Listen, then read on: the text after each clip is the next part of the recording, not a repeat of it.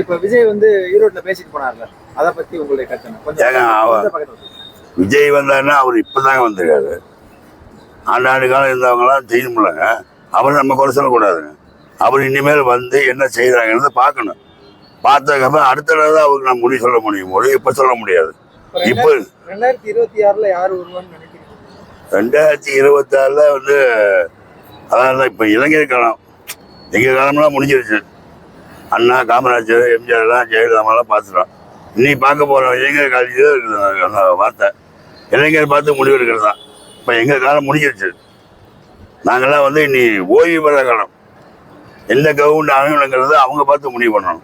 விஜய் இப்போ தான் வந்திருக்காருங்க. அவர் காலத்தில் இறங்கி மக்களுக்கு என்ன சேவை செய்கிறாருங்கிறத நாங்கள் பார்த்து தான் சொல்ல முடியும். இப்போ ஒருத்தர் வரணும் ஒன்றே சொல்ல முடியுங்களா? இப்போ ஸ்டாலின் வந்தார், ஸ்டாலின் போன்று வரவே இல்லை. இப்போ தான் வந்தார். இப்போதான் அவர் இறங்கியிருக்க காலத்தில் அவர் என்ன செய்யறாரு மக்கள் பார்த்து தானே ஓட்டு போட்டாங்க. இப்போ ஓட்டு போடுறவங்களுக்கு தெரியுமில்ல மக்கள் அவர் என்ன செஞ்சாருன்னு. இதெல்லாம் பார்க்கணுமில்லங்க. என்ன இதெல்லாம் அவ்வளோக்கெல்லாம் ஒன்றும் செய்யலைங்க. நான் சொல்றது எல்லாத்து கட்சிக்கும் பொருந்துங்க. இந்த இலவச டிக்கெட் இருக்குல்ல, இதனால ஆட்டோக்காரங்களுக்கு எதுவும் பாதிப்பு இருக்கா? இலவச டிக்கெட்டுங்கிறது வந்து இருந்தாலும் அது பெண்களுக்கு, ஆண்களுக்கு இலவசம் கிடையாது. என்ன ஓட்டு நாங்கள் தான் போடுறோம், எங்களுக்கு எந்த இலவசம் கிடையாது. பெண்களுக்கு தான் கொடுக்குறாங்க, முன்களுக்கு தான் முக்கியத்துவம் கொடுக்குறாங்க. பரவாயில்ல, நாங்கள் அதை பற்றி கவலைப்படல. நாங்கள் தான் இப்போ பிராந்திகளை கொண்டு காசு கொடுக்குறாங்கிறாங்க. அதுக்கும் 10 ரூபா ஏற்றி 10 ரூபாய்க்கு திருப்பி கொடுக்குறாங்கிறாங்க எங்ககிட்டயே. அப்படி ஒரு எண்ணங்களை இந்த வரைக்கும் நான் பார்த்தது கிடையாது என்னோட தெரிவிச்சில்.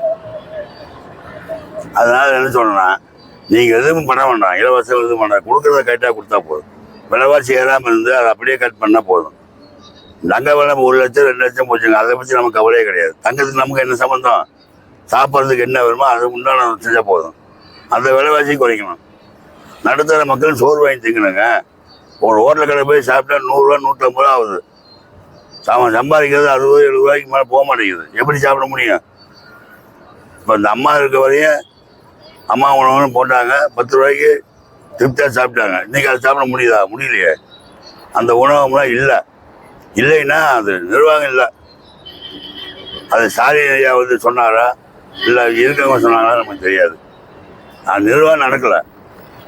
அது போய் நம்ம இருக்கும்போது அருமையாக இருந்தது, இல்லை உணவு கிடைச்சிது, எந்த பிரச்சனையும் இல்லாமல் இருந்தது. இப்போ ஸ்டாலின் வந்து அதை செய்யலாம், ஏன் செய்யலைன்னு தெரியல. அது அவர் மேலே குற்றமா இருக்க மேலே குற்றமானு நமக்கு தெரியாது. இப்போ விஜய் வந்தாருன்னா விஜய் வந்ததுக்கப்புறம் தான் அவர் செயல்பாடை பார்த்து இதை சொல்ல முடியும்.